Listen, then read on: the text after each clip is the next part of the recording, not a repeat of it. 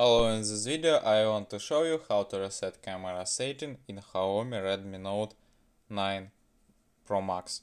First you need to open the camera app on your phone. Then go to the three lines on the top right corner. Click on it and here find the setting. Click on it. Then go to the down and find the restore default settings.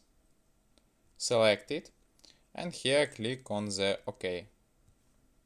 Wait and then click on the back arrow. As can we see, welcome to camera. Click on the allow. Here click on the OK.